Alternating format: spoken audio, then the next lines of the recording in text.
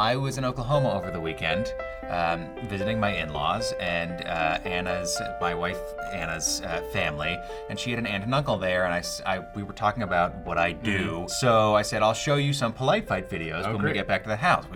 We get back, and I try to get the videos going, and it's just not working. Something's screwy with their internet. Later that night, I shoot up in bed, and I'm like, oh, I'm so glad it didn't work, because you were wearing your like zombie Trump t-shirt, right?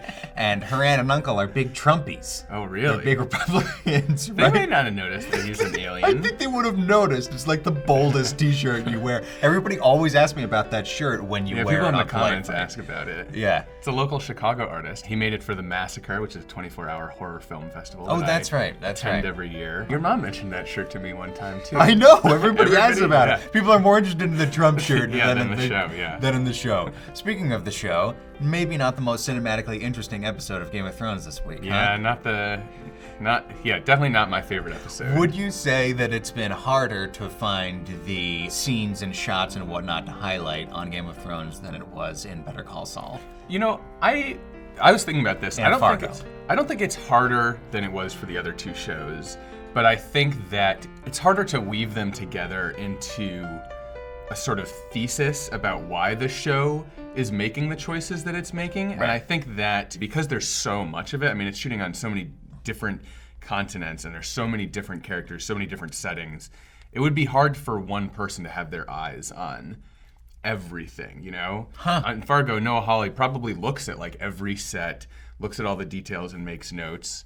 And I don't think that If Benioff not him, then he has a team. It's a unified team probably shooting most of this. No, I agree with you, but I'm saying like it's a unit that is shooting this stuff. Right. I never thought about that, but that's a great point. Maybe you can't, maybe in that environment you can't be quite as stylized as you might want to be. Well, it's not even that you can't be as stylized. I think it's that it's harder for you to say, oh, this is outside the voice of the show. Wow, that's fascinating. Okay, I didn't expect you to say that. You always surprise me, Gus, but we do have some stuff to talk about this week, starting with clicks on his notes.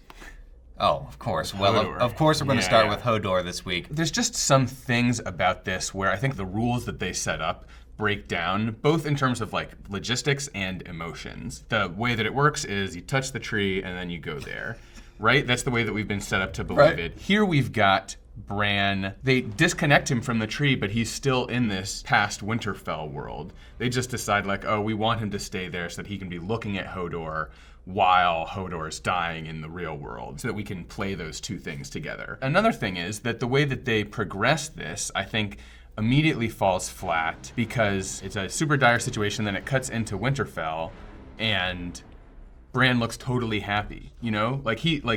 That disconnect really lowered the tension because I was like, so there's no emotional through line that I can follow. They've completely cut me off from being able to like engage with the world and predict the way in which a character should act based on what I know about their emotions and their situations. And so for me, that really removed me from the way that the rest of this scene played out. But it also, the whole concept, like I think is emotionally insulting to the Hodor character because it suggests that he's doing this because of this weird magical time travel thing and not because he's like a loyal, strong character. And to me, I think that is like a really weak choice to make. It's just like, oh, magic made this character do this thing instead of all the emotions that have been built up around this character for 6 seasons. I'm going to raise my hand and say I still got a little choked up because it still makes clear that he is making a sacrifice. So I think that there was still some power left in it. Okay, I think you and I are of different minds on the Arya watching the play scene. Mm-hmm. I wish Game of Thrones would do more of this, but maybe it's because I'm just a pop culture nerd. So I love seeing how big events are filtered into the culture, and this is what we're getting here. This is how the people of Westeros mediate these major events that have happened. I thought that the scene went on pretty long, but I didn't mind at all. I was happy to watch this whole play. It was fun, but again, in an episode where there was so much else that felt rushed, this seemed indulgent. And I think Arya's whole storyline did really. Well, so let's talk about the directorial choices in this scene, because I agree with you that Arya wasn't really clicking for me. And on the one hand, I get it, because she is trying to contend with, her supposed new lack of identity, fighting with her, clear investment in this story. Right. I think that's kind of where this scene failed. Like, it communicated that there's a tension in her personality, but I don't think it really drove that home as hard as it could have, Well, I just think we have these dull, medium close-ups of her that, It's just a very predictable progression from, so this is silly to, to oh, man. This is a scene where the stage directing so far outpaced the actual, filmic directing that should have been taking place, but really the direction here was just so perfunctory. Yeah. Okay, enough whining from us. Let's talk about something that worked in this episode. We've sort of been following the continuing saga of the throne room and Marine on the way that they stage things differently. And I like the way that they continued it this week, bringing the Southern Red Priestess, I'll call her, into the throne room. We've got all these fluttering, flamey lights all over it. Yep. And here, instead of our heroes coming down to meet somebody or being down at the bottom to talk to them or condescend to them, we have her coming up to their level, at the top of this throne room. To me, that seems like she's sort of saying, I belong up here with you, and taking the power. Yes, she comes up, like you say, guys, but she doesn't come all the way up. She's still looking up at them, and it's almost saying, she doesn't need to be on the same level as these guys, because she has a faith on her side. She doesn't have to put herself in that position of power. So I actually kind of disagree with you saying that she ascends to their level. She doesn't quite, and that's an important part of her character. I think that in the throne room, they've made all the right choices so far this season. All these scenes have been really good. Let's do some comments. Some good comments on the video last week, sort of in relation to what we talked about with the High Sparrow.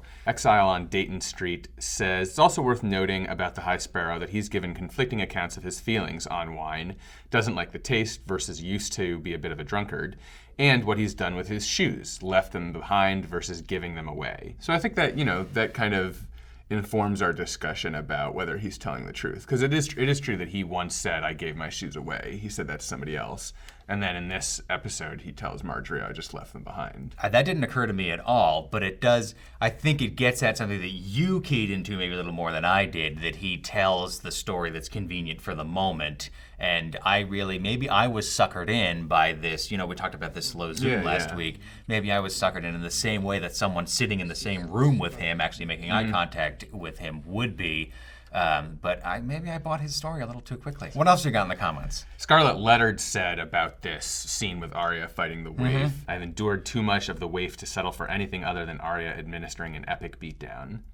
Which, knowing this show, probably means it isn't going to happen. Yeah. I think it is a well-taken point that, they're building up this conflict between the two of them. I just think that a whole nother fight scene feels like a repetitive way to do that.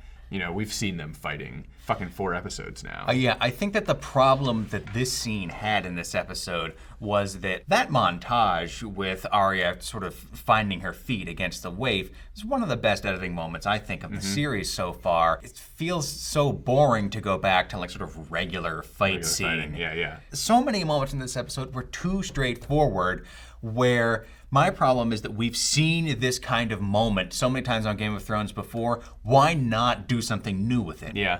I mean, I will say that there are times where you can do a scene that is just shot, reverse shot, talking to each other, and it feels like it has a lot of tension. I think the Littlefinger and Sansa scene in this episode did, I think that scene really nailed it. And I think they made some small choices that helped that scene. They made the choice to frame Sansa from below, sort of giving her this sense of power. And they made the choice to have Littlefinger kind of want to move but not be able to. They set it up with this sort of just slightly prolonged shot of the seal when she sees it, and you have a chance to read things into it, what's she going to think about it. Just they do find ways sometimes to elevate these scenes, but it's, you know, it's not consistent enough. You're right. Yeah, the little finger scene was good in that respect. Okay, onward and upward. Next episode, I think will dazzle us with the visual innovation, right? We look forward to reading your comments as always here on the video and on the reviews. We check all of them. Gus checks all of them, if I'm being completely honest, and picks the best ones out. Thank you. Not always, John sometimes. Well, I read all the polite fight ones, definitely. Anyway, thank you as always for your insights. Thank you for watching. For Gus Spellman, I'm John Tatey. So long for now. Bye, guys.